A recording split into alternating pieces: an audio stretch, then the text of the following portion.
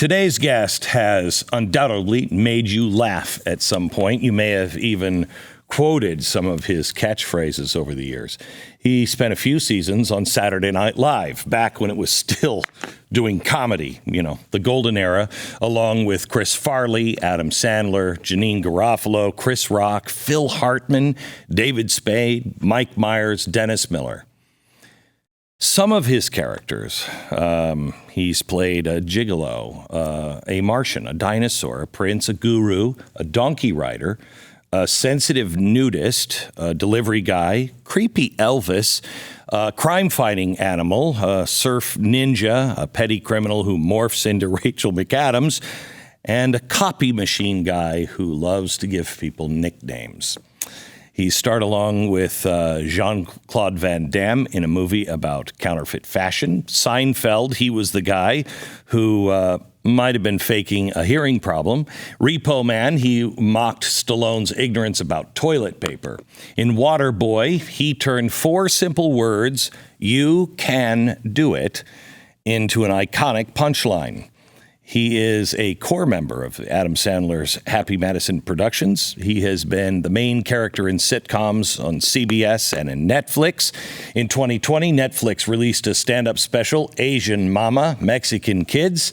His latest movie, Daddy-Daughter Trip, comes to theaters at the end of September. Holy cow, he's also on the road all the time. Maybe the most impressive thing that he has done is to tell the world he's not a woke leftist. He is awake. Please welcome Rob Schneider.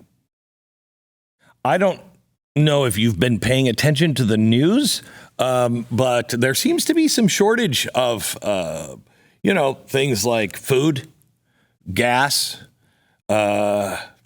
inflation. There's plenty of money, it seems. Shortages of food are inevitable, and I don't know how bad it's going to get here in America, but the rest of the world, it's going to be real bad. Do you have a stockpile of emergency food? I know that sounds crazy, but now is the absolute best time to stockpile some food. My Patriot Supply is taking $250 off their very popular 3-month emergency food kit. And right now, to help America's fight against inflation, you can be prepared for what's coming, and you can fight inflation. You can save $250 off this essential 3-month emergency food kit. All you have to do is go to preparewithglenn.com. Let me point out, this is the lowest price on this kit since 2019. My Patriot Supply wants to make sure your family can affordably be prepared for what's coming. It's a limited time offer. Go to preparewithglenn.com. Preparewithglenn.com, 3-month emergency food kit for $250 off right now.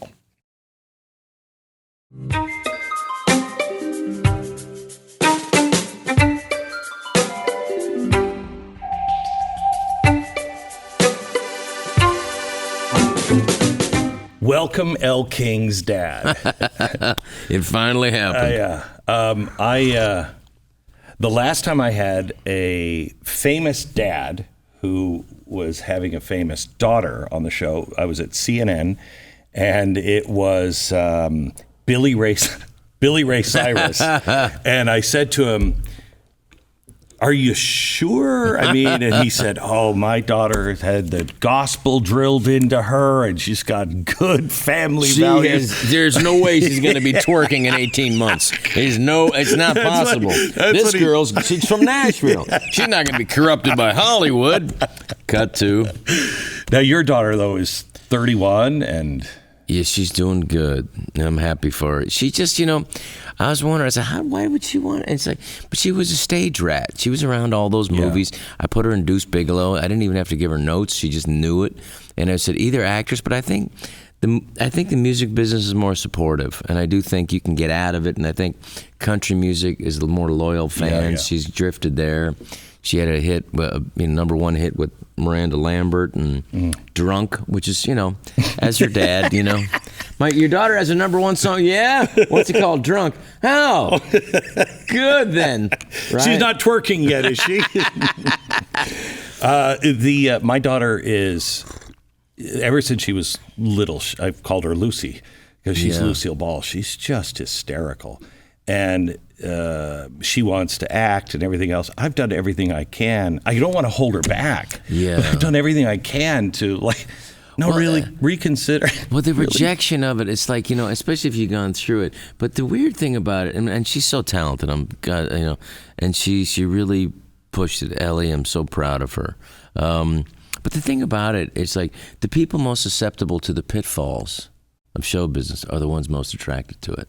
And so when you think about, after a while you've been around for enough, people they're gone now, like Prince, I remember when he died a few years ago, and that's about the average for the entertainer, 57, because that's how tough it is. And You're 58. Yeah, so I've just made it. I'm just kind of hanging there. On borrowed time. Yeah, but that's the average. I mean, that's an old statistic, but I think that's pretty much the average if you add it together. I guess that's including the rock bands and the drummers who explode. Are you... and why is that, do you think? I think it's the pressure. I think it's the travel. I think it's the drugs. And it has those, like I said, I remember the first day I ever heard about Chris Farley, who's gone now. I can't believe he's been gone over 20-something years now. First time I heard about him was from Bob Odenkirk. Bob Odenkirk was a writer. He's brilliant. Yeah, he was a writer on SNL, and he said to me, and I remember because I was, when I was first in SNL, they said, there's a new guy coming, and I was just kind of freaked out that I was on the floor, and then behind him was he had an office looking at the Empire State Building. So when he was talking to me, I went he's got an office. He's the Empire State Building. He has an office at the Empire State Building. I'm just a kid from a beach town, and he said, there's a new guy they're hiring next year, really funny out of Second City. His name's Chris Farley. He's not going to live long, but he's really, really funny. Is that really how they said that? He said it that coldly, and it put a chill in me. And you know what, though? And I was like, that wasn't very nice. But then he was right. He knew that this guy had some proclivity. Did Chris know it? I don't think that was part of the danger.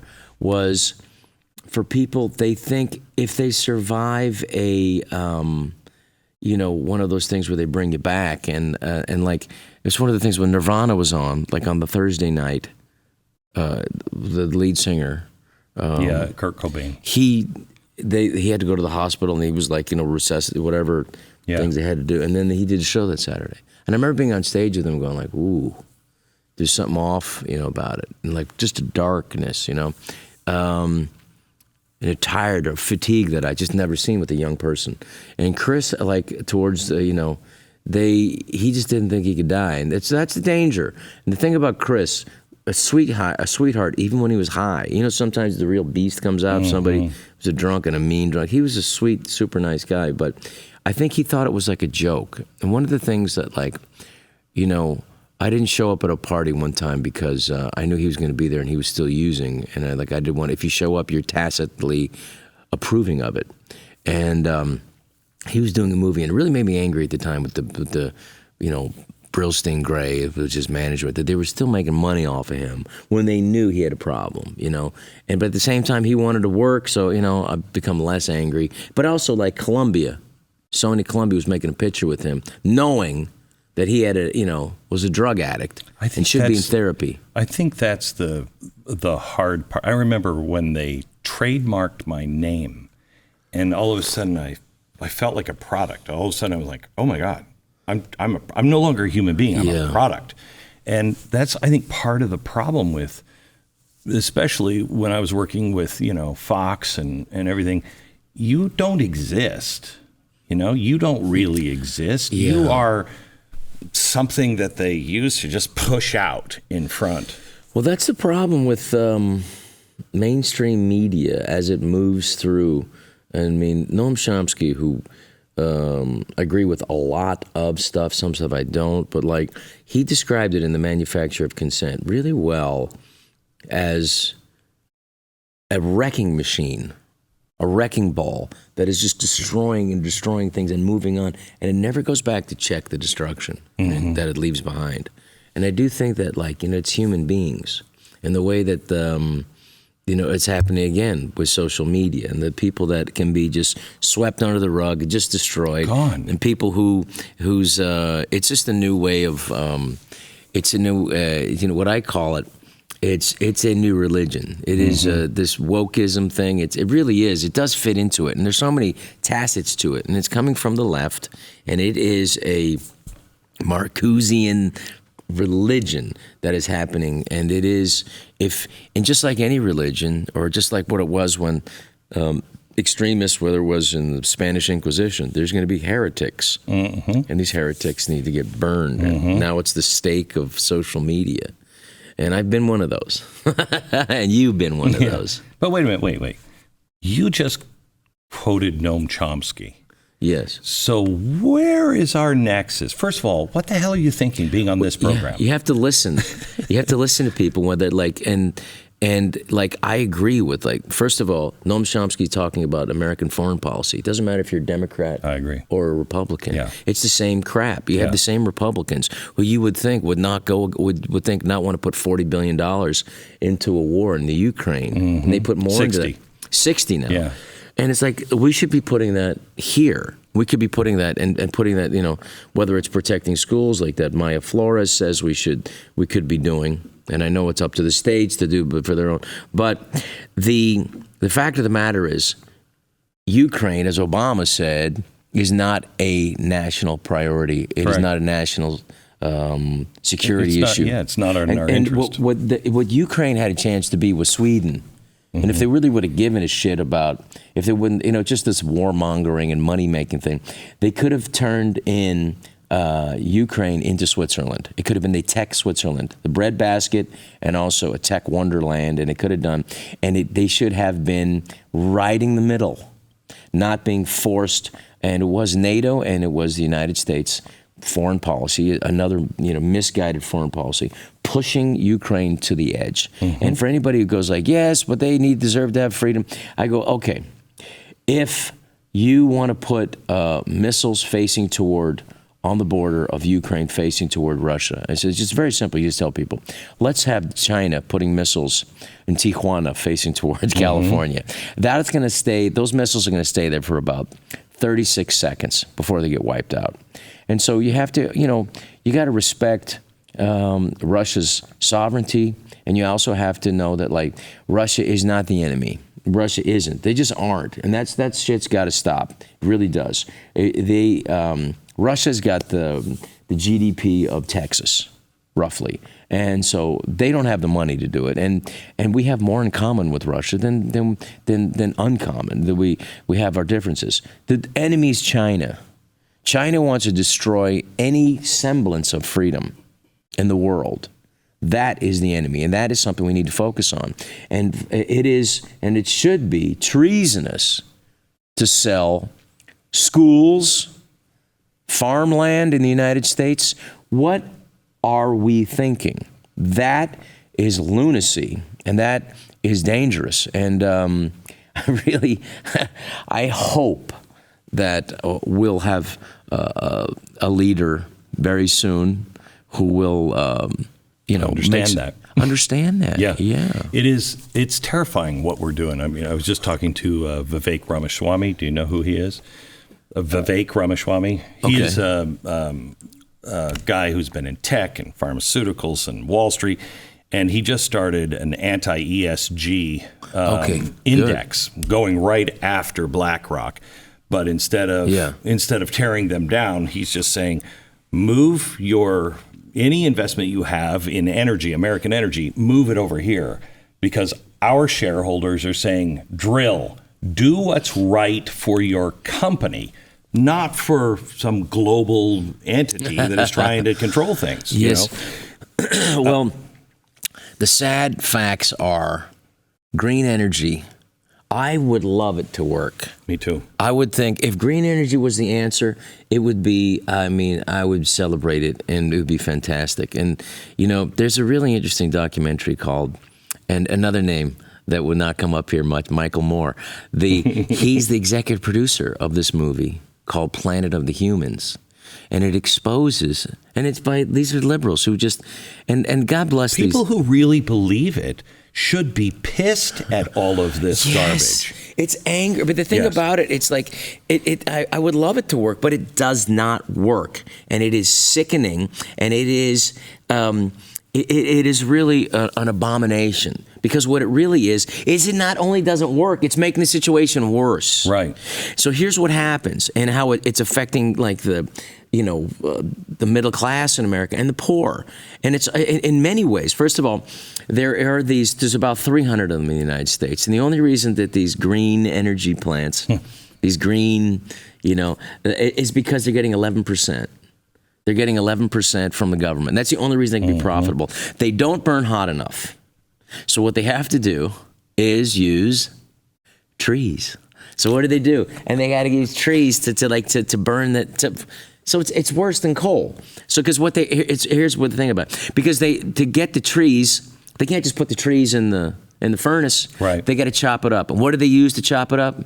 Petrol in these wood chippers, and they chop it up into small pieces. And the petrol that they're using, of course, is what are they complaining about? Diesel. And then it doesn't burn hot enough. So Glenn, what they have to put on top of the wood chips is what? Tires. Can you believe it? So they have to chop the tires up. So they got to use more petrol to chop the tires up. So the tires into little tiny balls, and they chop it up into there using petrol, and then they're burning tires. And then these plants pollute burning tires. So it's like a little piece of, it's like India's air around those places. And this is ignored by the liberal intelligentsia. At the same time, actual clean energy, natural gas, and nuclear energy, completely ignored. I mean, I really, truly, here's the problem with the global warming thing. I can read a thermometer. Yeah. Okay. I think it's arrogant to think we could control the weather, but it's not arrogant to think that we could affect the planet deeply, and possibly that changes things. Well, that's exactly right. I'm so glad you brought that up, because there's a difference between global warming and first of all, the idea that the liberals, I'm sorry because they're the ones propagating this, is that, and first of all, as you know, like 40 years ago, they were talking about a new ice age. I know, global cooling. Global cooling. But what happens is, it isn't this thing where you can just look and go, oh, look at this, it's going up.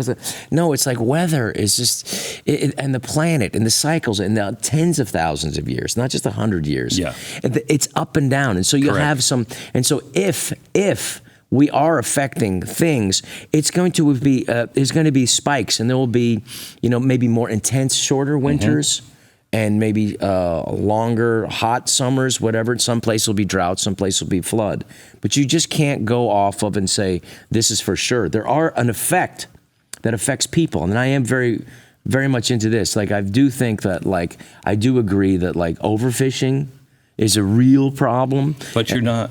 But overfishing is different than having Washington, Oregon, Idaho take 5 dams down, hydroelectric dams. Well, that's lunacy because of the salmon can't swim upstream. Well, you're going to have to make choices. You're going to have to choose, and I'm always going to choose people. I'm always going to choose peoples.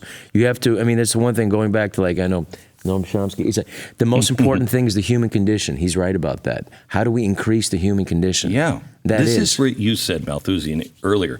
You're right. This whole thing is anti-human. At least that's the way I feel. It is. It crushes the human spirit. It's a godless ideology of crushing the human spirit, and it's just another way to sexy up communism and say, well, look at that. Right now, as the sun climbs high into the morning sky, there's a guy in Texas checking his 4th or 5th oil rig, making sure the machinery is in proper working order and feeling that sun beat down on his neck. 1,000 miles away from him, in Iowa, a farmer's wife is out digging in the garden she planted behind the house, pulling bright red tomatoes right off the vine. And in Florida, there's a guy walking the uncrowded morning beach, waving a metal detector in search for something that would be a treasure. What do all of these people have in common? Well, they're Americans, but they're also walking around in comfortable American socks. And it's weird because they're not the goofy-looking ones with the guy in the metal detector. If you want socks that will keep your feet cool in the summer and warm in the winter, socks made with the latest wool technology and made right here in America, I urge you to try Grip 6. I wear them. They are great, great socks. They hold their elasticity. They fit like a glove. It's really great. Hard-earned money that you have. Buy it once, buy it right, and buy it from a company in America. Grip6.com/Beck. Go there now. You left. Were you officially a Democrat? Yes, I was. I mean, why wouldn't you be? All the good-looking girls at Denver, the supermodels, they don't know, they don't read anything, but they're Democrats. I want to be in that room, all the cool parties, the Vanity Fair party, it's liberals. I want to get in there. Right. And then you have to wake up. You have to. I say this, and I said this 10 years ago, or 9 years ago. I said, I didn't leave the Democratic Party. They left me. Yeah. Because it's not about, the traditional liberal values. And I will say about conservatism. Conservatism is basically adopting what was radical 100 years ago. Now here we are. We're for women's rights. Mm-hmm. Women's rights are under threat by who? By these liberal intelligentsia, not even using the word woman anymore. Mm-hmm. So you have this very weird. I was trying to come up with something for you that seems smart, and I said he does read. He's thinking. He brings it. He brought it today on Glenn Beck. You saw him, didn't you? And I was trying to think. Is there something like And I said you have like the Snopes trial, which is the 1920s, mm-hmm. like William Jennings Bryan guy, mm-hmm. and Christianity. And creationism, and then you had the brilliant attorney. I didn't bring it. Charles. No. What was his name? We know. Well, yeah. So then you have the evolution, and then mm-hmm. like the whole point of the play, Inherit the Wind, mm-hmm. is like, well, we showed those creationisms, didn't we? But this was the common sense. These people are so stuck in their ways now, they just can't open their eyes to like there's another way, and maybe there's another way that God decided to create things, and they mm-hmm. just refuse. The people are like, well, dinosaur bones were planted by the devil, and those guys say, well, maybe God had a different plan, right?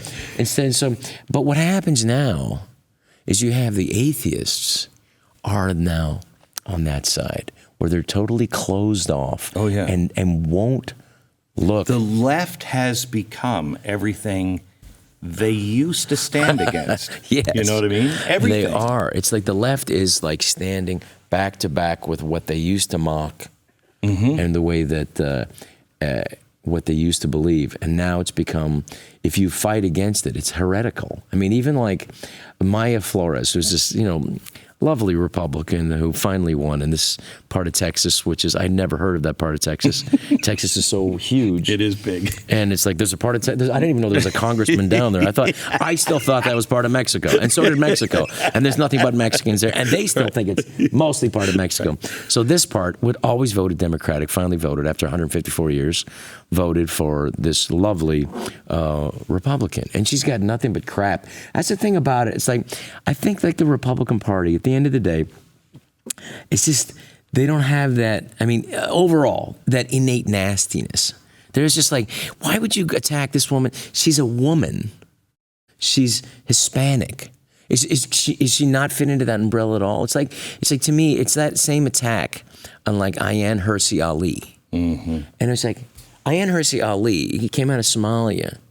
Genital mutilation, was at a young age forced to be in these everything you love America for. Mm-hmm. She escaped, taught herself, was it Swedish? Then became a member of Parliament in Holland. Herself. She did this, and then had her best friend murdered. And I was there around that same time in Holland making a movie, which was a very silly movie, Deuce Bigalow too, but it has nothing to do with this. But she had her friend Theo Van Gogh, was a great director, murdered in the street, and his kids found out in school that he was murdered, and that was their 9/11, believe it or not. And she had to get out of there, and then and she is attacked as Islamophobe. It's like, hey, She's got reasons. This got reasons to not like Islam. You know, she's got that. And so you have like, and I never forget it, like these white women getting up and walking out of her speech. It's like, hey, this is craziness. This is now no longer about ideas. This is a religion, and they're like, they just won't open to anything. And an openness, faith is an openness to the truth. Right. And they're faithless, and they really are. And that's a real problem that we can't not, you know, and my problem with the, you know, the Republicans is you gotta face this head on. Otherwise you're not gonna win.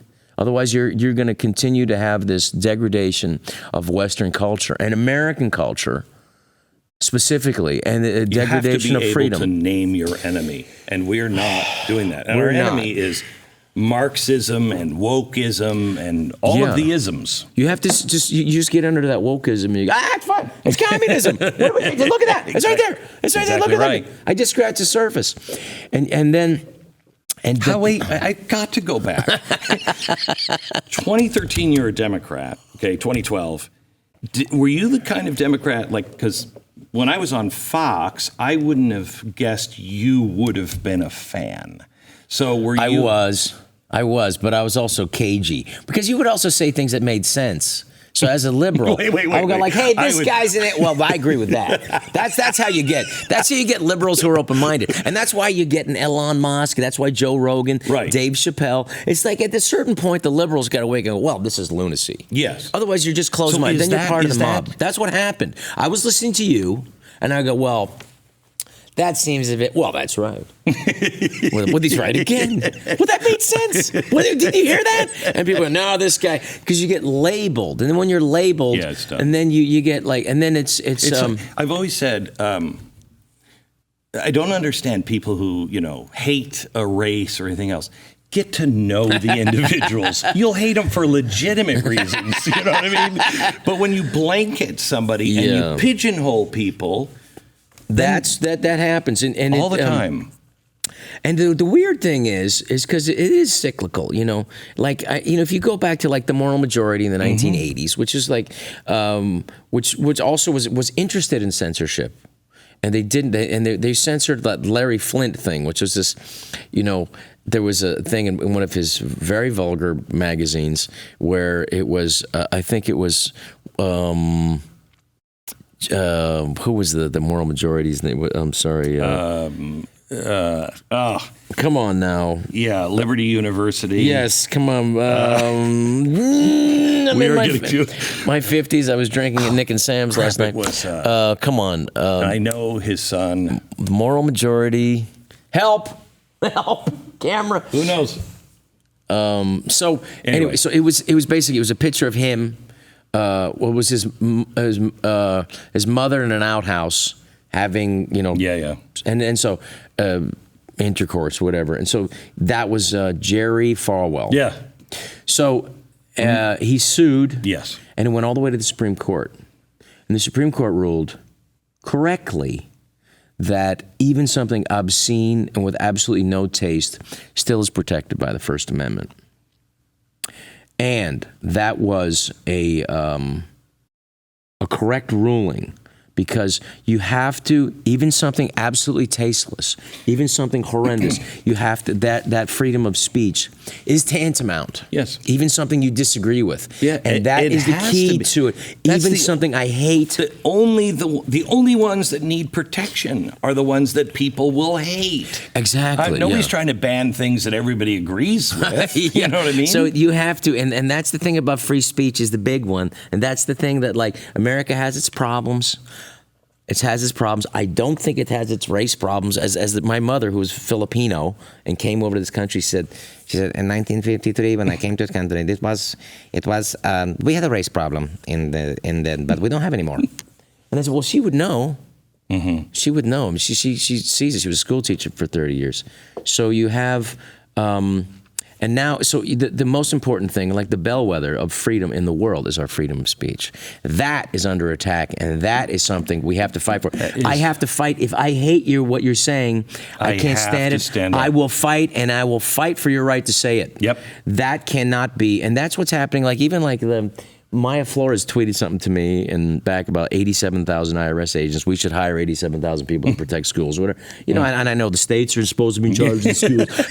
But it's the sentiment. It's a tweet. Right. It's out there. It's like, why are we hiring 87? And then, you know, there's only 400 billionaires. So unless they're going like 3,000 each going after them, they're coming after us. Yeah. Luckily, we have good accountants. But for the most people. I don't think they're coming after us. I think they're coming after the average business owner. Who just barely survived. Barely survived. And just trying to work and does not need to be spending. They need to be spending time getting their business back. They don't need to be spending time going over receipts with some new a-hole who's got a gun and very well armed, by the way, and new ammunition that we can't get. Have you seen the training video? Oh, yeah. It's the hilarious. only good thing is they'll kill each other before the way they were coming in. I was they're trying to censor that, but it's true. Mm-hmm. You can't censor something true, but that's the thing, they want to. Because what it is, it's they know it's true, they know it's BS, they know it's crap, and yet they just don't want to acknowledge it, that this is really happening. So that's sad. So do you think this is? So yeah, I had to become a Republican. I had to. Wait, you're a Republican? I'm a Republican. Yeah. Really? I was libertarian. I said, no, I'm a Republican now. And libertarian, I'm mostly for libertarian values. But I'm like, no. I want to be like, I want the Republican Party to face this head on. Yeah, we need it. You know, that's why like DeSantis. You know, I really am a big fan of DeSantis, and I've seen him. He barely won. And it was because of, he really got a little bit of help from, I'll say his name, maybe I shouldn't, but Bill Heavener, who's a guy who owns Full Sail University, great guy. And he's a good guy. Bill gave. I don't know anything about it. Bill Heavener gave DeSantis the jet for the last 2 weeks of his campaign to fly and go, because DeSantis doesn't come from money. Nixon didn't come from money. The last progressive president we had, really, Nixon. And you wouldn't put Obama in that category? No, I wouldn't. Just straight Marxism? Yeah, I would go leftist, but I go progressive. I mean, progressive's not necessarily a negative thing. You have to go Nixon put in Title IX. He put in the Environmental Protection Agency. Nixon also got us off the gold standard. Yes, that's a mistake. But Nixon also, ran on stopping the war in Vietnam, and they're like, twice. Right. How about that? Right. That's pretty darn good. I'm not gonna. I would say that Nixon, also wanted to put in universal health. And then who went against them? Edward Kennedy. So unbelievable. So that's like, and then you say I think that there are I'm probably one of the leaders of the anti-progressive movement, only because of the birth of the progressive movement. Well, that's not really progressive. The early 20th century. It's in Marxist name only. Communism. It's in name only, because it's not really progress if you can't call a woman anymore. Right. That's a misogynistic attack on women. Yeah. So, but I do think you can. What's happening also is that they're ruining the language. The word progressive doesn't mean progressive anymore. It takes people like you who knows what they're using and what they're hiding behind. Correct. To use this and like liberal used to be. It was more of a libertarian. It was the smallest possible government. You do what you want to do with your life and get out of my life. Get the government away from me and let me have my business and women's rights, gay rights. I mean, then I'm all for it. But what happened was, and this is something that I'm from San Francisco. I remember with the first elected gay official, Harvey Milk, and it was like this. That was at that time. That's progress. But then what happened is my theory is that the gays won. You have. I'm all for gay marriage, and I was like, if you want to be just as miserable as me, go for it. Get in there, join the party. The party ends pretty quick. And I said, but fine. And if the gay adoption, I said, okay, these women want to adopt a baby. They're gay. They should be allowed to. It shouldn't be discriminated on the basis of sexual orientation. Jesus said, "Those who are not against us are with us," and so we have to go through. And as a society, I think that worked. And but then what happened was, in my professional comedian's opinion, they left the door open, Glenn. After they left to go live their lives in the freest country in the history of the world and enjoy this incredible freedom, this unique experience in the history of humanity.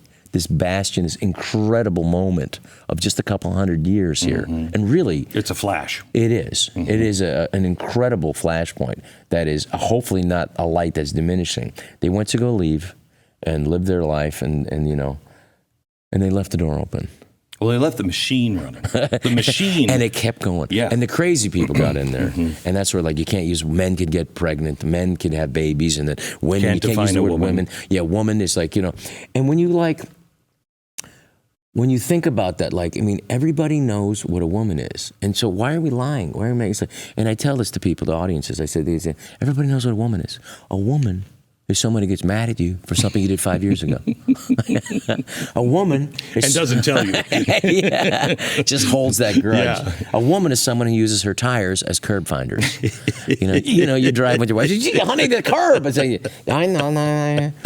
And, but I say it as a joke, but it's like, people are astounded by the fact that, like, Governor Whitmer we refused to use the word woman, and she used the word child bearers.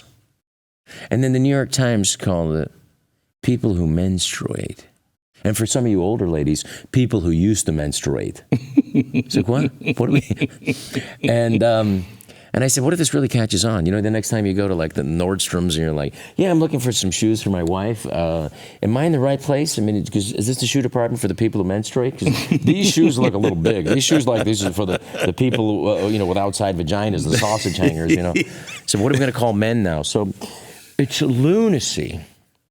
It's lunacy. And it's a culture under attack. It's Western civilization under attack. So do you feel, first of all, I don't know how you survive. Is it the Adam Sandler mafia that you guys are called?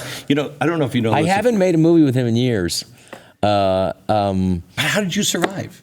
How did I survive? That's a very interesting question. I've read your feed. You're not shy. No, I mean, well, thank you. I don't know how. It's only because of the audiences that come and see me do stand-up. That's the only way to do it. And also, I did make a little bit of money back in the day. I didn't buy a big studio in San Diego, but I... Thank you for that. Yeah, but I... also, I think people now... I think there's enough people... Because Hollywood doesn't seem to want to represent people between... There is an America between Los Angeles and New York. And you know what? I'm sorry, that also counts. It does. The people in Missouri get to decide for themselves what they want to do. And you can try to misrepresent a Supreme Court decision, which basically gave the states back what should have been. You had, like, if you want to say it's a racist decision in that, like, that Thomas is the white face of supremacy. This is lunacy. Well, 9 white guys gave the decision in '73, the Roe Wade, and so it was a flawed decision. If you just look at it on its face, it's been flawed, and it was only. But it was flawed. It was flawed because it wasn't part of the Constitution, but. When you see what the New York Times had as its editorial on Sunday, get rid of the Constitution. They're no longer saying we're misinterpreting it. They're saying it's wrong and should be disposed of. These are guys who have a plumbing problem in their house, and instead of calling a plumber, they burn the house down. That's what they want to do. They won't fix the problem, or they won't address it, or they won't debate. They won't use the art of dissuading. They will use the art of demonizing and destruction. That's why they know that they're wrong. When you use you think they do know? Yes. Otherwise, why would they change the terminology? Why would you use a euphemism to describe abortion as, like, if you're going to call it terminating a pregnancy, then do it. If you're going to say, what the Democrats have said for so long, which is like rare, safe, infrequent, rare. It's safe, legal, legal. Rare, safe, and legal. Yeah, and rare is the last one. And now they don't even want to call it terminating a pregnancy. They just call it good health care. And it's like, you know what? If you're using a euphemism, you must know there's something wrong there. And that's the way I really feel about it. So I did feel like I think you're dealing with there's a base, and you have to call it what it is: lies. There's a base of lies in this liberal intelligentsia and the liberal rhetoric. that, it is trying to, and I don't think it's all, I don't think like every liberal has a heart that's bad. I can't think that. I think they're just whipped up into this froth of BS liberal intelligentsia and this ideology that warps people. Yeah, I think we've entered a time to where we have our backs up so much that we cannot break away from our sides. That is wildly dangerous. It is. Wildly dangerous. You used to have people who would go across the aisle, but now you have a fear of, if you even attempt to, that there's this, you're going to get this flack. And so, because it's no longer about the individual. It's about the machine. It really is about the machine.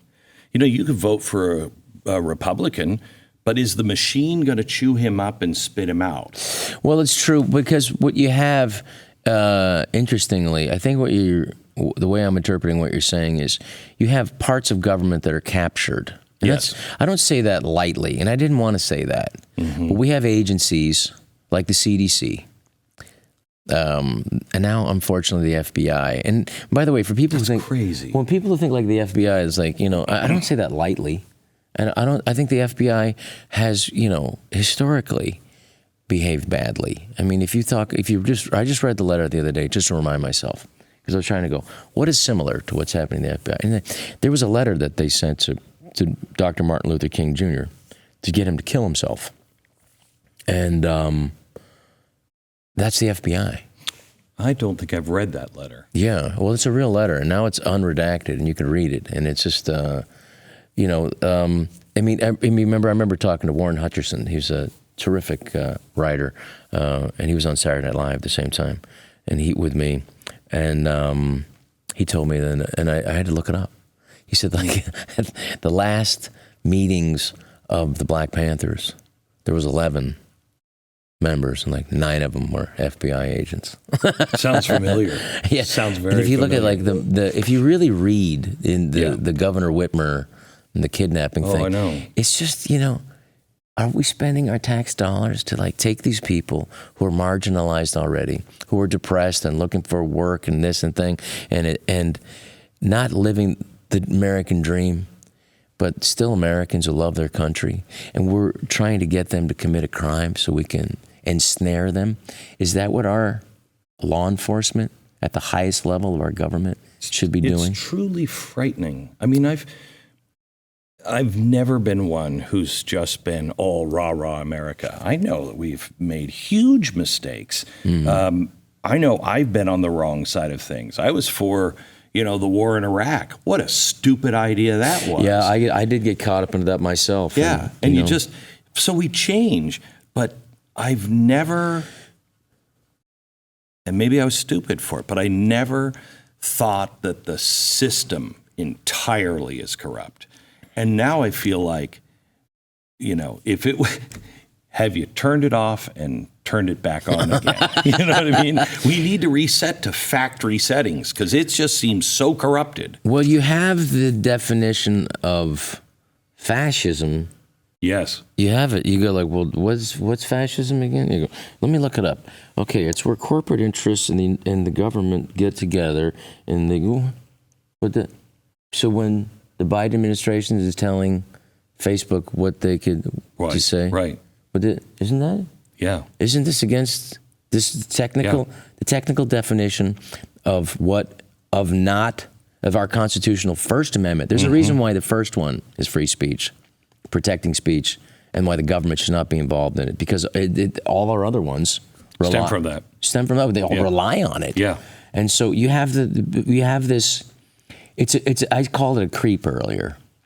And I really think it is a wave. It is like a blob that is just going and going. You have the CDC, which is obviously, and I've known about this for years, and that was one of the reasons that I had to get out of that Democratic Party stranglehold, because I saw that it was no longer protecting the rights of the individual. That parental rights, they had no problem squashing it. I was there in California, and this is about vaccines, which was the original kicking out of show business before I became Republican, was like, wait a minute, can we look into, like, we have 54, according to the Health and Human Services, and I'm a stat nerd, as you can probably tell.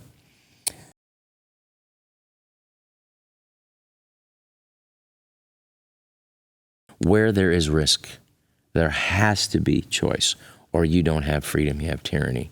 It's pretty basic. If you're one of the millions of Americans who suffer every day from pain, please listen up. There is hope, and it comes in the form of Relief Factor. I just went to the doctor, and they're like, you got some inflation in you, or some inflammation. And inflation. You can see what's on my mind. And I said, really? And they said, that's what causes cancer. I'm like, I don't know if you're a real doctor or not. But Relief Factor keeps the inflammation down. It causes pain. Most of our pain is caused from inflammation. And also, a lot of our illnesses are caused by inflammation. So please, just take a 3-week quick start trial pack. See if it works for you. Go to relieffactor.com. 70% of the people who try it go on to order more because it works. It's relieffactor.com. I wrote down a list this morning for a monologue I'm working on about how I fear a return to the Dark Ages because this is a religion. Oh, yeah. There is an inquisition. You know what I mean? Yes. And things have been so discredited. Science is discrediting itself every day. What they're doing to girls at school age with this transgenderism is so dangerous. Well, what you have to call it out, and we have to not be afraid. No, I know. We have to say there's 4,000% increase. And this is an English statistic because they're in some ways they're freer with their statistics than they are, not their society, but with they're still, you can get arrested for a meme over there if you're a comedian. It's true. If it's somebody was, hurt by it. And so 4,000% increase in trans, this is a social contagion. It is. We have to call it what it is. And we're going to have to, look, kids are confused. There's a reason why 14-year-olds aren't allowed to drive or own a gun or, start working in the workforce because they can't make these, they're not capable. Their brains haven't fully formed. They haven't formed until 25, maybe think even longer now. Yeah. How can we let them decide to mutilate their bodies? And who are these evil people that are committing this? This is a crime against humanity. It is. And it is an outgrowth on this ideology that is spreading out and spreading out and spreading out. And who knows what the next level is going to be. We have to Canada just came out with euthanasia for teenagers. They already had euthanasia, but if you have a chronic illness, chronic depression, you can now be euthanized. That is, I didn't hear about that. I heard just came out. I heard that they did that for their veterans, who I guess they don't want to pay for them anymore or something. This is getting expensive. Just tell them we'll put them out. We'll put them out. What I think you have to get back to, and I do think if we go back to a darker period. Well, hang on. Think of this. Science completely discredited. Oh, yeah. Government, anything being completely discredited. Law enforcement discredited. Education discredited. Yes. What happened? You're talking about the foundational collapse. You get to a place to where the people say, I don't want to hear any of that crap from you. I will tell you what this is. It is again the creep and the thing about rights. And I remember, just as I call myself a mild historian because I'm interested in it. I want to know how. So in 1984, I went to Berlin, which was West Berlin at the time, and I went to the Reichstag building. And Schneider is my name, and I was interested in how did this happen?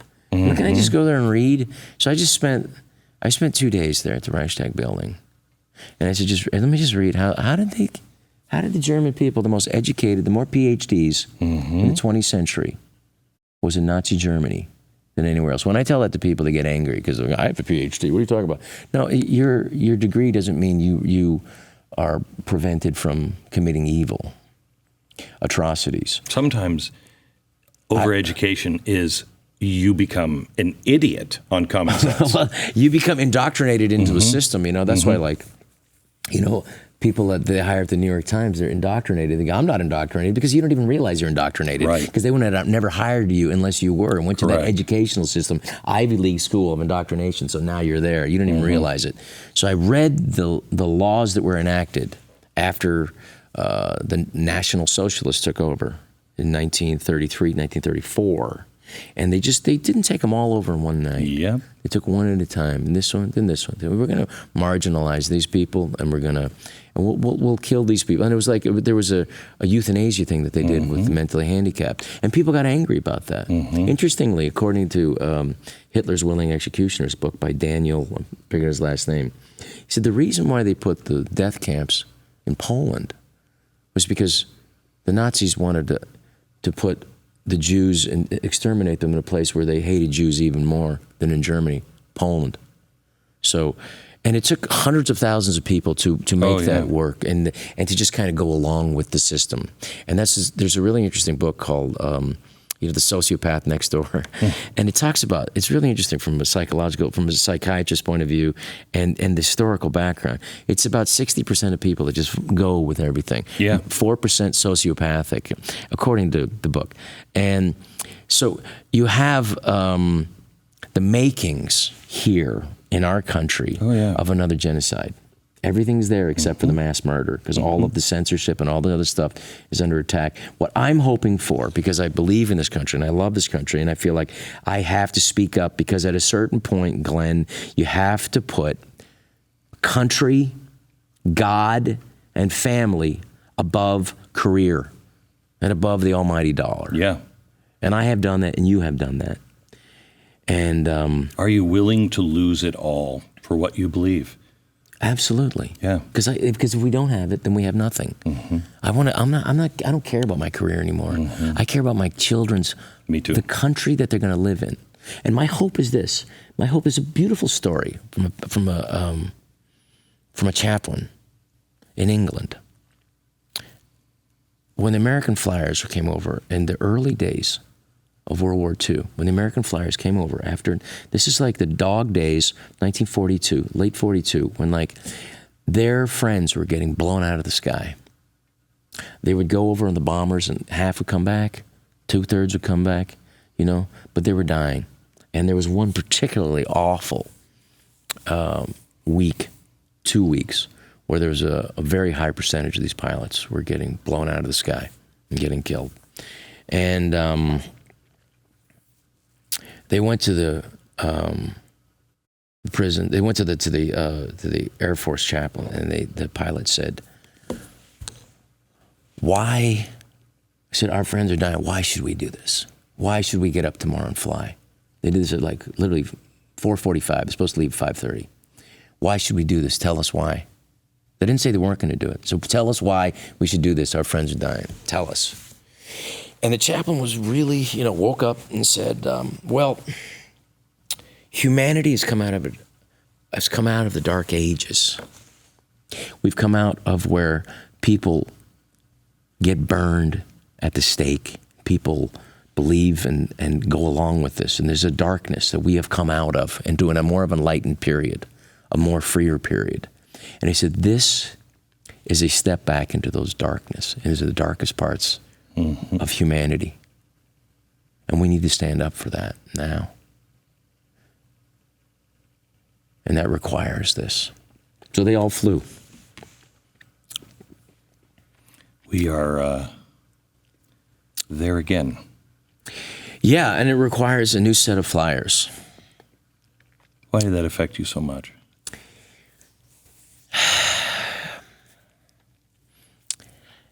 Well, I do feel the sacrifice that's required. Like we have to make it,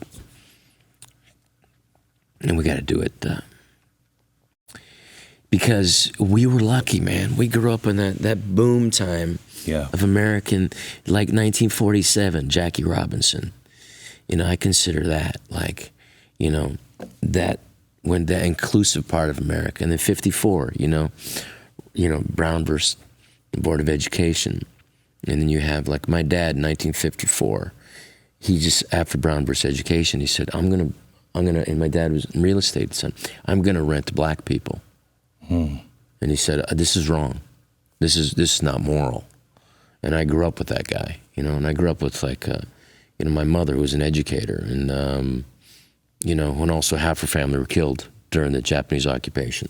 So I grew up with that. So I was very aware of like, and so that morally shaped me. And so it does make me think like, we were so lucky the 70s. Come on. I know. How great was that? I know. We got to live free. I've thought about this a lot. We're same age. And I think about it a lot, that my kids won't have the opportunity to see America at the height and at our best, even though we had all kinds of problems.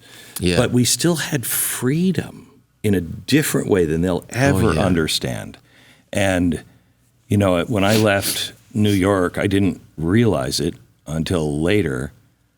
I think, I was at the top, and you were close to, at the very top, close to the end of that era of New York. Yeah. You know what I mean? Oh, yeah. And now that... Dude, I was on billboards I know, in Times Square. Crazy, right? Yeah. And that era is over, and people won't experience the things that we kind of took for granted in some ways. There is I'm hopeful that freedom, because we've had, America has survived, and, like for people who think this is a civil war, it's not. No, it's not. It's not a civil war. I mean, if you talk about the brutality and the 600,000 people that died in the Civil War, and the high percentage of that, of the population at that time, and in horrible ways. I was just in Gettysburg and over the weekend, and I bought for our History Vault 3 diaries of a guy who was just a regular guy, infantryman on the North, and he just documented his day-to-day. Yeah. And one of his entries is about coming up to a fence where the Confederates had beheaded Union soldiers, stuck their heads on the pikes, and then cut off their genitals and put it in their mouth. And I thought, that's an American doing that to another American. And that only happens when you're trained to hate the other side. That is what happens. And the road, I mean, I hate to say this, but like we're heading towards that road. I think we're on that road. We can still turn around. When you stop communicating, when you stop using dissuasion, when you stop using debate to find the better ideas, the road that you're going down is brutality and no longer civilization, because that's not civilized anymore. There's no, that's why I say, and it's true, I don't hate my enemies. I don't have enemies. I have people I disagree with. Yes. And these are Americans, and I am not going to go down that road of yelling, of demonizing. I mean, I found myself the other day like the guy from Pfizer, and I went like, he just got COVID. And then he admitted it doesn't really work. And I'm like, huh? And I said, you effing A. And I was like, what am I doing? Yeah. But like, it's hard. It's hard not to. And it's like, that's the thing about this. You tweet and it's out. It's out. Can I take it back? No, it's forever. But I have faith. I have faith, and I have faith in God, and I take this, and I've my faith in God has increased dramatically. Mine too. Once you have children, and once you get older and wiser, and you realize the wisdom of God and everything, and I take solace in what Father Ripperger told me. And he was very lovely to give me an audience with him. He's a terrific Catholic priest, and Catholicism is I did the born-again Christian thing. My dad was a Jew. My mom was a Catholic. They gave up their religions for each other, like the old Bill Maher joke.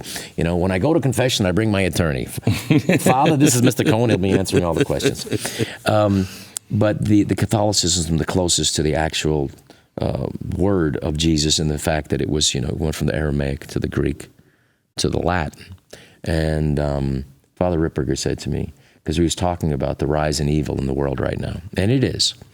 You have to think like the Nazi Germany, whatever demons or whatever release of something's going on like that time. And I think, but he said a beautiful thing, and I want your listeners to know that. I want you to know that also. He said a beautiful thing. He said, look, Jesus already won. This is just a mop-up mission. So have faith. And faith, and I to my liberal friends, and the few that I still have, faith is just an openness. It's the difference between belief. Belief is that fundamentalism. Belief comes from the word Anglo. Leaf is a willfulness to. It's like, I want the world to be this way, and this is the right way. Yeah. It's just, no, it's got to fit into that. And that is the opposite. It precludes the possibility of faith. Faith is simply an openness to the truth. And I would just ask my liberal friends to be open to the truth and to know that, to take a small child, a young girl, and a young boy, and think that that they were given the wrong body. I said, Jesus, say that to Jesus. Say that to God. God, you made a wrong body. I don't think he's going to answer, yeah, I did. He's going to know I made they're all perfect in their own way. I think we have to come from a place of love.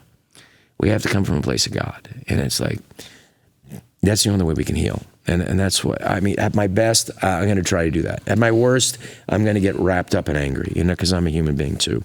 And I'm passionate about it, as you can tell.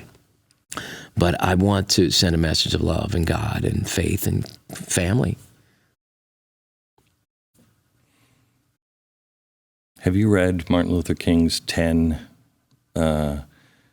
commitments to be a part of his nonviolent movement? He made people sign. If you wanted to march with him, you had to follow a certain pattern of life. It wasn't just like, wow, I'm going to show up and I'll be there at 8 o'clock and I'll check in. And, the first one was meditate on the teachings of Jesus. And all of it was pray for reconciliation and not a win. He had the right answer. He had the right answer, and I'm afraid that there are so many people in a country of 350 million. There's lots of opinions out there, and some of them are crazy. Yeah. And some of those opinions are running to, we got to stop them. Yeah. And that'll only make things much worse. It will lead to bloodshed. We have to love our enemy. We have to. And we have to realize that we have more in common than we have different. But there's less money in that for tech companies. For artificial intelligence and the tech companies. They want to rile you up and see like these 3% of this people are really radical. But what about the 97% that probably aren't, And like this, the liberals saying, it was 40%, Bill Maher said, 40% of the Republican Party. I'm sorry, where is that statistic? Let's break it down. I remember statistics. In statistics, you can find any statistic that you want and support it if you eliminate these other statistics. Mm-hmm. But getting back to Dr. King, one of the things as I travel around this country and try to perform and, not indoctrinate people like some comedy shows seem to be doing these days. Not Saturday Night Live. I hate to crap on my old show. But when Hillary Clinton lost, which is understandable, that she would lose. Yes. Not exactly the most likable person in the room. Right. And then when Kate McKinnon went out there, on Saturday Night Live in the cold opening, she started dressed as Hillary Clinton, and she starts playing Hallelujah, and I said, I literally prayed, please have a joke at the end. Don't do this. Please don't go down there. And there was no joke at the end, and I went, it's over. It's over. He's not going to come back. And it really is the end of. It's gone. You can take the comedy routines, the comedy routines. You can take the comedic indoctrination process happening with each of the late night hosts, and you could exchange them with each other. That's how you know that's not interesting anymore, because it's not an independent voice anymore. It's all indoctrination by comedic imposition. I just read another story today about how bad these preborn clinics are, these clinics that are trying to save babies. It's so horrible. The whole world is upside down. Roe versus Wade was responsible for 63 million babies dying. The decision to abort a child now is left in the hands of states, and abortion will continue, and I think get to crazy levels in some states like New York and California. Well, there is a ministry that has been working to end abortion, and it is the preborn centers. And they have put clinics in the top abortion cities. 50% of abortions take place in these cities. And their work of saving babies' lives continue at even a greater level as they fight Planned Parenthood. And now they also have to defend their customers. They have to defend and protect their staff and their building from radical hate groups. These guys are under attack. Luckily, they have real spiritual guardians around them. Preborn is asking you if you could help. If you could help. They need it more than ever. If you would consider a gift of any size, $10, $50, $100,000, I don't know how much money you have, but all gifts are tax deductible. And I don't think there's a better cause than saving the lives of babies and keeping people safe that are doing that sacred work. Donate at dial pound 250. You can donate. Say the keyword baby. Remember, pound 250, keyword baby, or go to preborn.com/Glenn. Preborn.com/Glenn.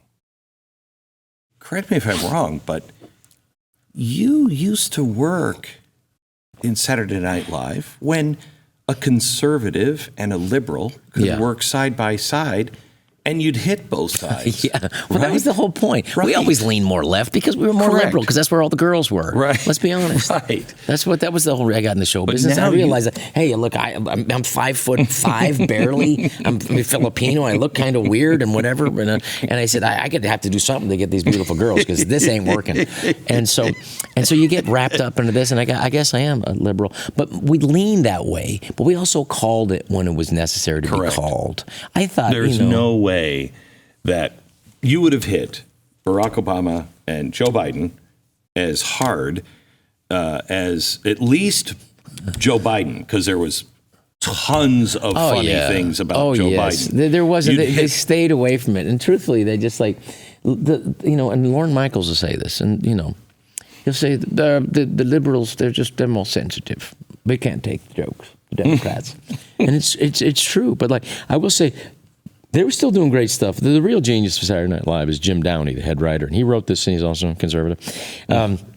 He wrote a great bit, the last great political bit was during when Obama and Hillary in the primaries, and the press, and how the press were deferential to Obama. Mm-hmm. And he wrote this really funny thing. He said, Hillary, so according to the Syria and the what's happening in Libya, and do you think that support that going against Assad and then also support and Hamas is what the creep of Hamas coming in Lebanon, and do you think that the process would be, and it's very complicated. And they said, so Senator Obama, who's your favorite basketball team? And I said, well, that's brilliant. And that's really funny, because that's kind of the press. Mm-hmm. The press was so, correct. And that's funny. And I think at the end of the day, all entertainers, including me when I'm going out performing, and I talk about all this stuff, but my job is to entertain. Funny is coming back, though. I think so. I mean, I've been ostracized from show business, you can probably tell. But you're here. At no point in anyone's life has been, I'm going up. I'm on the Glenn Beck podcast. Yes. Well, this is really the last box to check before. Thank you for having me. It's the I have so many other apps. Bill Maher had me on his show the other day, which is, he suffers from the Trump derangement syndrome. Right. But he's also a libertarian. We have more in common than we don't. We sat down and talked for an hour and a half and realized my commonalities. And he was grateful that I'm outspoken about these things, and I appreciate it.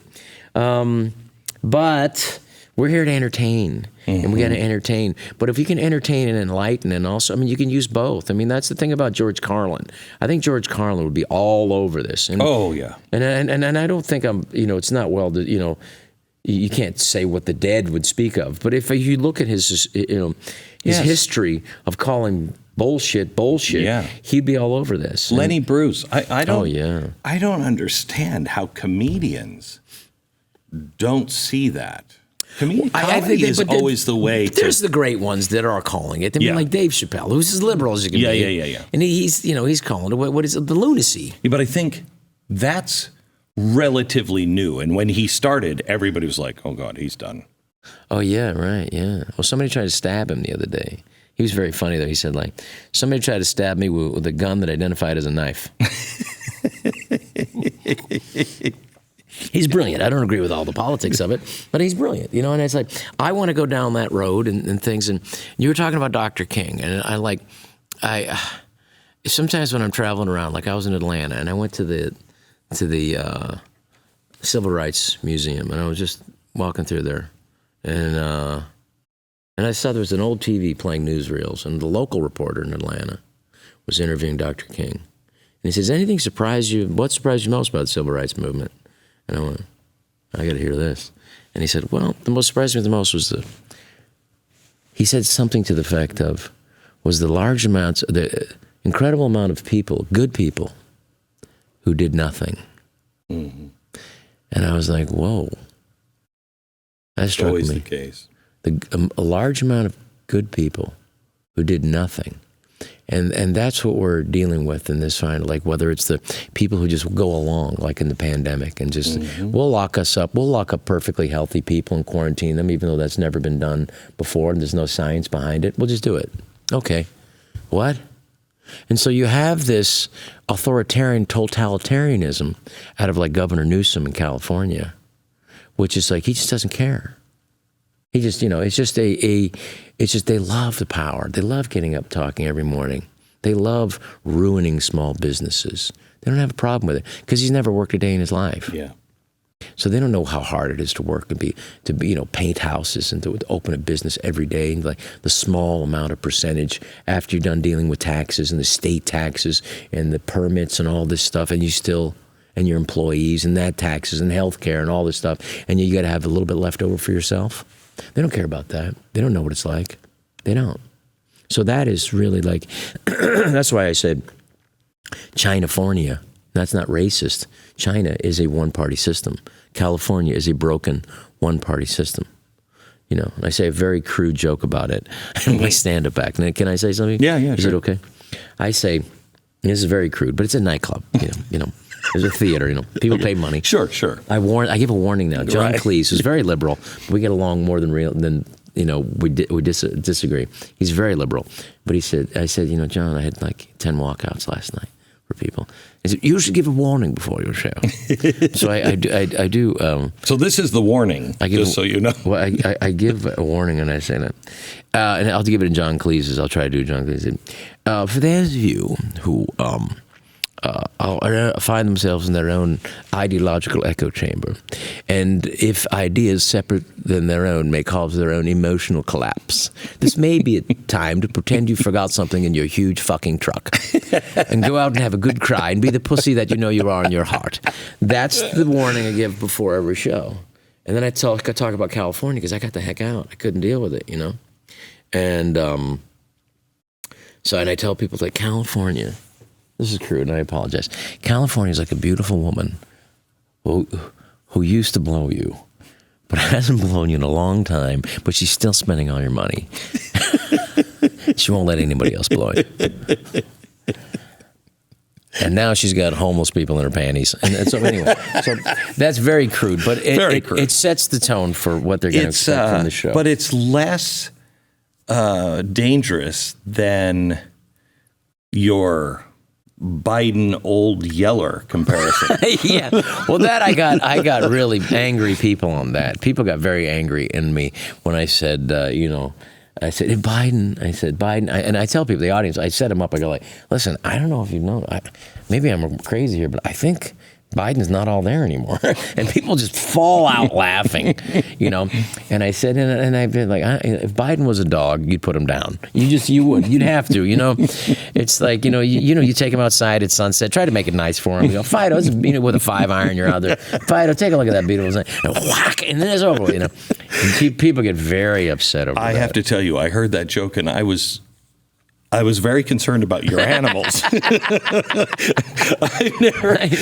It worries me that you would put one down with a 5-iron. But well, again, is your dog okay? 5-iron, by the way, 5-iron is a very funny term. You can squeeze that in at any time.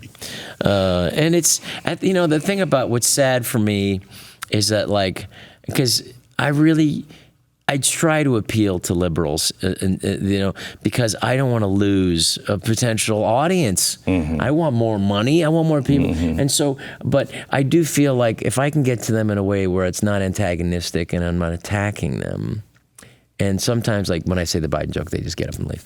Yeah.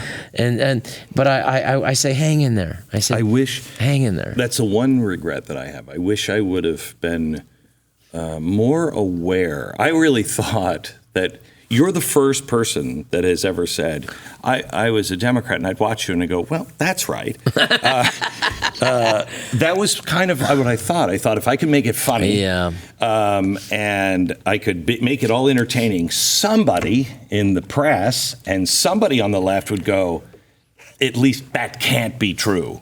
Oh, crap, it is. Yeah, but it didn't matter. It didn't matter. It didn't matter. It's not about the truth. It's about fitting what truth they can get into the box that supports their ideological bent. Mm. And that is a historically dangerous position to take. It just is. I mean, if you take a look at whether it's the Democrats in war or Republicans, you just when you look at Robert McNamara trying to squeeze the numbers just so they can say, well, we killed more people than we lost. And then to realize that all that was a lie. When our government lies to its people, they know they're committing evil. And our government is lying to its people again. Mm-hmm. And it's going to take a stronger leader to come in, and I hope it's DeSantis. I mean, I think he seems to be a strong leader who goes against it was really him who stopped the lockdowns, the pandemic. Mm-hmm. It was really, he is the driving force. And he's not comedians who did it. It's not comedians. But I think comedians play a role. I don't think they play a big role, because I would say this, John Cleese said this the other day. He talked about Peter Cook. Said, it's like he said, you never heard those cabaret performers in Berlin. Thankfully for us, we're able to stop those damn Nazis from invading Poland. It wasn't for our jokes and our dancing and our lewd shows. We were able to put a stop to those Nazis. But I'm sorry, I interrupted. Thankfully, we did it. All of us performers in those dark, sexy nightclubs. It was when you said a strong leader, I think the left hears strongman, and they're already saying that Ron DeSantis is worse than Donald Trump. Oh yeah, I love that. Everybody is worse than whatever the last guy was. But he's doing it constitutionally, and he's doing it legislatively. He's not dictating and writing, He's not shooting from the hip. No. He is... And he's not mean about things, But he's not... I like about it because he's fearless. Yes. But he doesn't ever come off with any attack or anything where you can go, that was unhinged. Mm-hmm. You never hear unhinged, because he is very hinged. Yes. He is he is ready to come and be the next Reagan. Have you? I think so, too. I hope so. Have you met Donald Trump? Yes, several times. Okay. I was with Donald Trump and Alec Baldwin, and we were all getting along wonderfully. I don't know what happened. 2014, everybody seemed to not hate Donald Trump. I know. He didn't seem to be a gigantic racist at that time. He is, I think he has some of the best timing.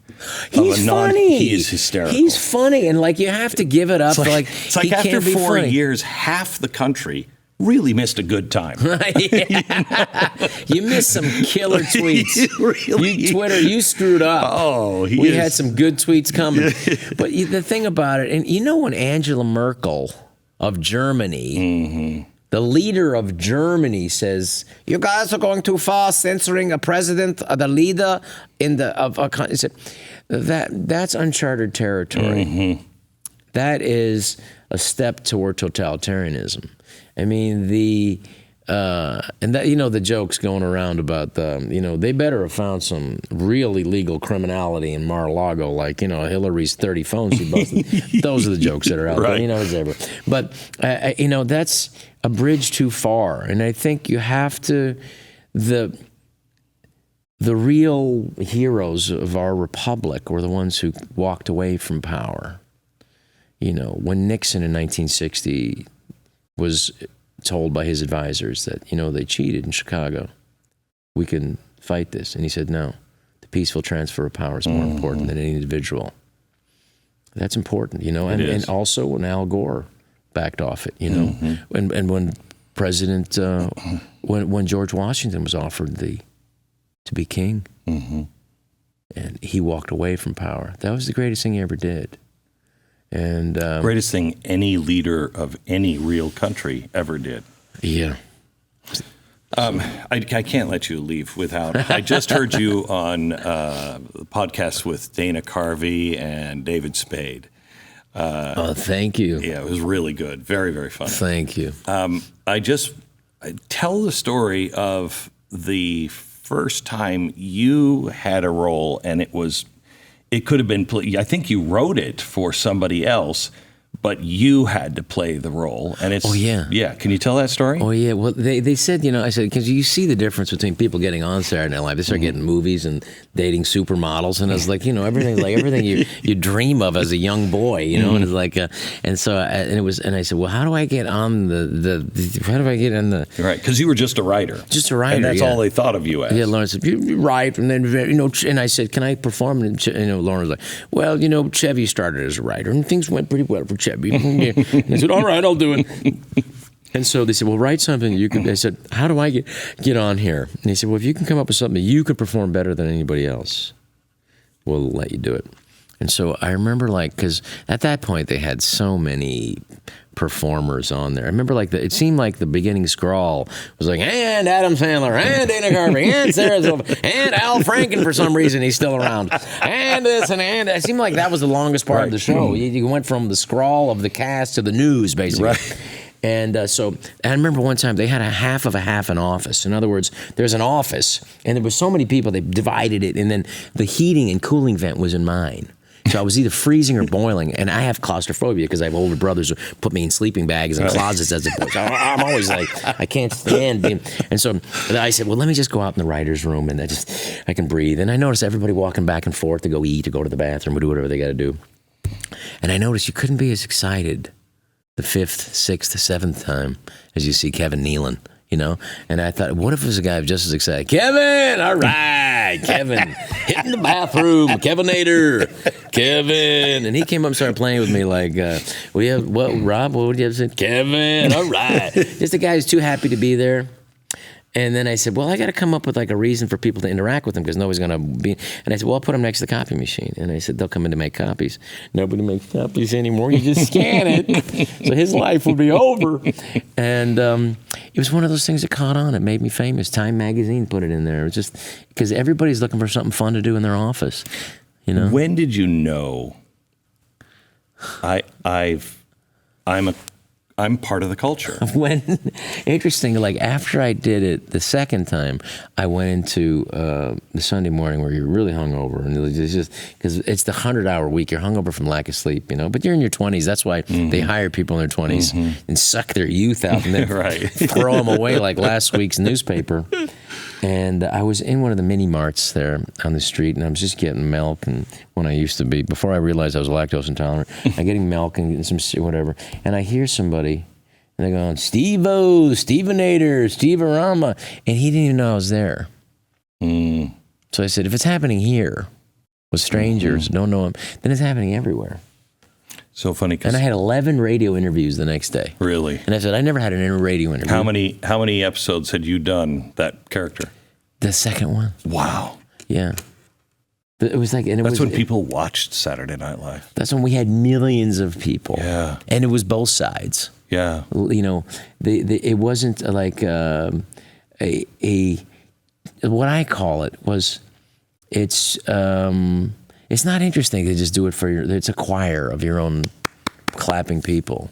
And like, it's just it's not as interesting. And like, to me, the more interesting is go against all the great comedians went against what the mob was doing. Would go against it, you know, like Dick Gregory was a friend of mine. And like, he was the Jackie Robinson of comedy. He was before Lenny Bruce.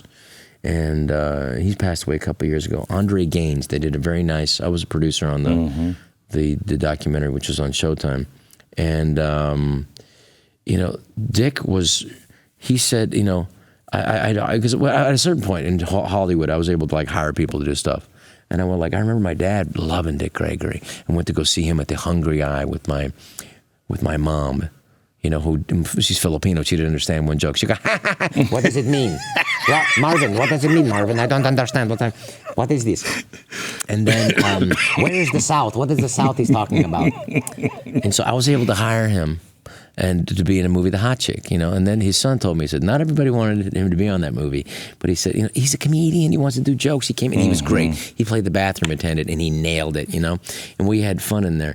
And I said, and at the time, you know, still very, very liberal. And I said, Dick, it's not getting better. How is it getting better? And at that time, there was this horrendous crime that happened in Houston where this African-American was like dragged behind a pickup truck until, and then I said, how is that getting better? And he said to me, it's getting better. I said, how is that better? You heard about it, didn't you? Before, you never heard about it. Now the police have to do something about it. That's an improvement. That's the guy who has historical look at this. And he said, one of my favorite jokes he ever said was Dick Gregory. He said, like, you know, after protesting with Martin Luther King Jr., after marching with Martin Luther King Jr., to finally get in to eat in a diner with white people, by the time I got in to eat, they didn't have anything I wanted. Come on. I mean, isn't that just manna from heaven? It brings everybody together. Beautiful. Best advice you ever got from a comedian on comedy? Jay Leno. I remember in the early 80s, you know, I had a manager and I was starting to get, you know, doing stand-up when I was young. And because my dad had comedy albums. You know, we didn't have music albums. He listened to comedy. That's what I said, you know, the way to get my dad's attention, make him laugh, you know. He was a busy man, workaholic, you know. Lovely guy, but he was gone all the time, working, and he loved it. And so I wanted his attention, you know. I remember he used to give us gifts, and I remember I'm trying to break that habit, but I always got the gift, and I go, that's not what I want. I want your time. I never expressed that to him, but I just I felt it, and I feel that with my kids now, the same mistakes I'm making. So, but I remember, he said, you're going to pick up Jay Leno, and this is before there was, you know, a cloud, an iCloud, where you can look up in global positioning. You had a Thomas guide, and you're going to drive him to the place. You know San Francisco like the back of your hand, you know. You know, so, and I did. So I picked him up with a sign, Mr. Leno, and he was doing one at that time. He was on the Letterman show doing, what's your beef, Jay? Let me tell you my beef. You know, the thing I did. And so, and I drove him to the radio, and I drove him to the theater, and he said, hey, you know a good Chinese restaurant? And I said, I know the best Chinese restaurant, Mr. Leno. And it was the place I used to drive by when I was a boy. My dad would go, that's where the politicians and the rich people go. And that restaurant, it's really good. But this one's just as good. And it's for us, you know, and it's just as good, you know, and it's not that fancy. We're not fancy. And so I always admired my dad for that. But I took him to the fancy one. Because, you know, and he said, hey, you come on and eat with me. I don't eat by myself. I don't eat by myself or whatever. And so he ordered the food. So, are you a comedian? You know, I figured out if I'm driving. I said, yes, Mr. Leno. How much time you got? And I said, I got about 8 minutes. 8 minutes. I'm glad to hear that. Most comedians ask, how much time you got? I got 2 hours. I got 2 hours of comedy material. And so who wants to hear 2 hours of comedy material? You either have 5 minutes of kills every time, everywhere, or you got nothing. That's the thing. You got to get 5 minutes. All you need is 20 minutes to become a star. All you need is 20 minutes to become a star. 5 minutes of kills. You don't have that. You don't have that. I spent the next 8 months working on just those 5 minutes. And then a year after that, I got on Letterman doing that 5 minutes. And then he told me, which is true, you don't get, you get those nuggets of information. It's like, I literally, like, this is like a tattoo you should put on your body. And like 20 minutes is all you need to become a star. And it was, at that time, like Chris Rock, David Spade, and Adam Sandler, and myself, we had like 20 killer minutes. I don't know if we had an hour. Maybe Rock did. But that was really good advice. And, you know, write what you know. It's true, because like I used to walk into a comedy club and I see 30 other comedians at the time. It was a comedy boom, because that's when Robin Williams was famous, and there was money in it. Like, it's like, this guy's making movies. You got a TV show? Right. Morgan Mindy. It's like, I got to do. And I would walk into a place and it'd be kind of like, you know, frightening, just thinking like, well, there's 30 comedians. How am I going to make it? And they're not. What's going to be the difference? And I said, well, I'm going to have to work harder. And if they're talking about anything that's similar to me, I'm going to throw it out. And even if it kills, and I'm going to talk about my mother, I'm going to talk about my father, my car, me. So it's very personable, and that's how I made it. You know, I'm just going to end working, just hitting those clubs 100 times, to where like you don't break. Right. I mean, I remember walking off stage one time and I bombed one time, and I said I felt like the physical manifestation of humiliation. You have to get rid of your ego. Yeah. And you have to build it back from a place of reality, you know. And I felt like when you're eating it on stage, it's like the manifestation is your ears melting off your face. And you have to like say, okay, I can't let it get to me like that. And you get steely, so that, you know, when it ain't going good, you hammer through. But that takes hundreds and hundreds and hundreds of performances to get that. I used to carry it around. I'd do a radio show, and it wasn't good, and I would just be, it would just drive me out of my mind, and I couldn't wait to get back on the air to do it right. Right. Is that how you felt, or was it more? Because it's so personal. I still feel that way. It could be mean. Oh, yeah, I still feel that way. I mean, I have audiences that just are happy that I come out. Sometimes they come out and they just stand up just because they've seen all the movies, whatever. Or they follow me on Twitter and realize I'm a freedom fighter on social. I'm a freedom fighter. I'm out there tweeting because I believe in freedom. And I haven't been canceled completely yet, obviously. And so, you know, but yeah, I do feel sometimes there's a difference. And I will just tell you that what happens, that's a perfectly normal, and that's a good thing. Because if you don't care, if you don't beat yourself up, it's a less potential to be great. And I remember one time, someone who beat themselves up way more than me. I just went to one of these talk shows. I do try to learn things and ask questions, not always. But if I'm in a town, what's in that town? Let me go check it out. Is there a museum? I'll go wake up and get yourself into it. And if I'm performing with somebody, or like it was I don't even remember the show, but it was like one of those late night shows, and I was with this beautiful violinist. I forget her name. I'm so sorry. And she's like one of the greatest violinists in America. And I said, "How many times do you perform a year?" She says, 250. Oh my gosh. And I said, "How many times of the 250 do you really feel on?" And guess what number she said? 10. 2. And I said, "Wow. Most of your year, you're disappointed in yourself." And I'm like, my God, I can't live that way. I got to have fun with this. And I said, I can't beat myself up like that.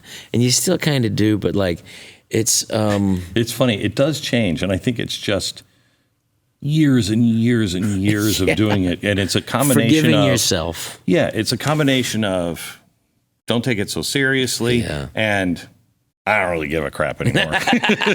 What can they do to me now? I'm divorced. I've got nothing. No work can they do? It's you know. And I do feel that sense, like, you know, thankfully I could sell out comedy clubs and theaters, and I did make a movie that I got called Daddy Daughter Trip that's coming out soon. We're opening it in Arizona first, and I literally, like, some of the people that I've made a lot of money for didn't take the movie, and I know it's a good movie for them, and I get it. It's a business, and you can't take it personally. Why didn't they take it? I think it's because of I'm a conservative. I know it is, and I know it's because I went against the tide of this, you know, the tide of this intelligentsia saying do whatever the government says is really interesting. How does Hollywood miss the fact that we're living the McCarthy era all over again? Because Hollywood is always going to be susceptible to the blacklisting and the alienating of people, because it's an elitist system. It's the most elitist business in the world. Because like I remember hanging out with one of my friend's co-stars, just an English actress. He said, I've already worked with 4 Academy Award-winning directors and producers. So it's kind of elitism, an elitism in this other scale. It's the most elitist business in the world, Hollywood. You know, like the fact that they didn't kick out Will Smith at the Oscars was just an abomination. But they were so afraid of anybody saying that they're racist. I said, maybe we should kick out Bradley Cooper because he's white and he hugged him. Let's kick out Bradley Cooper. I mean, this the kind of lunacy. And then, because what it comes down to is most actors are coming from a place of please hire me, please. And so they're so afraid that they won't be hired, giving anybody a reason to not hire them, that, you know, you can't be. And I've been told, don't be controversial, you know, because I tweeted a thing. And they said, you know, Rob, we're trying to sell a TV show, and you're trying to do... And it was my manager at the time, and he said, like, because I tweeted, I said, California would vote for a bowl of shit if it had a D next to it. I'll vote for that. Let's go shit, you know. And I tweeted, and it was one of those things that's just like viral. You never realize it's a joke. I did the next thing, and I was like, what? That's stopping me from getting work? Wow. But you have to... But Hollywood is always going to have that susceptibility to you know, James MacArthur. I think the Blacklist. I think he was one of the actors that never worked again. He was a great actor in the 50s, you know, and I think that was his name. I could be wrong now, but there's that potential is always going to be there in Hollywood, because you're just trying to, what's the most popular thing? What do we need to do? How do we continue to keep our jobs? And I realized something when I was at the studio system. First time I got fired at Disney, I was depressed. When I got kicked off the lot at Sony, I was like relieved. But I realized, I said, these people don't want to make the best movies that they can make, the funniest movies. They don't operate from that. And I put it, it's in my book that'll be coming up hopefully next year. I said, they don't operate that way. I thought they would. They operate from what will delay my inevitable firing the longest. And that's how they operate, because they all know they're going to get fired. So if I put my name with everybody else's name on this $200 million Goliath and that goes down, well, the whole studio goes down. But if I take a risk on this little comedy and it doesn't work, well, I'll be exposed. I remember one guy just wouldn't push the button on this one movie at Fox. He just wouldn't go ahead. And then we're like, well, because he's worried about getting fired. That's why. He doesn't want to put his name, he doesn't want to get above the firing line. And if you do, you know, you and I have put our head above the firing line. It's ugly. It's the that's the line. But it is what people, where they are. That's what they're looking for. I think so. I do too. I want to think so. Yeah. I want to think so. I want to think that there's the good amount of people who didn't step up and, you know, during the civil rights movement, for a lot of it. Eventually, I think most of the people did. And you see the betterment of society for it.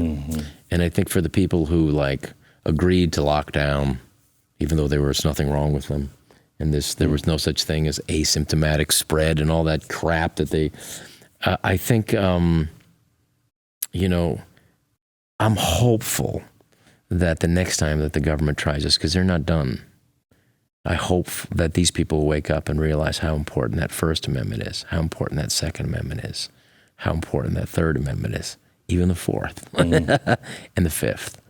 And you realize that, like, you cannot burn down the house and destroy our Constitution, stack our court, because you didn't win. That's not how you play this game. This is much for people who don't put country, God, and family first. God, country, family. God, family, country. You have to. We have to. That's the only way we're going to survive that. And we have to make sure that our leaders coming up, that we can protect them and that we can support these people who believe in that. And I am still bullish on this country. I love it. And I'll do everything I can in my power. And if I never work again as an actor, but I can talk to people wherever I can, talk to you, and just come from a place, like you said, from a place of wanting to unify people, coming from a place not attacking, coming from a place of love, but also going to call people when I think that they're destructive to the foundational principles of our great country. We have to do that at the expense of whatever they take away from me. It's been a great conversation.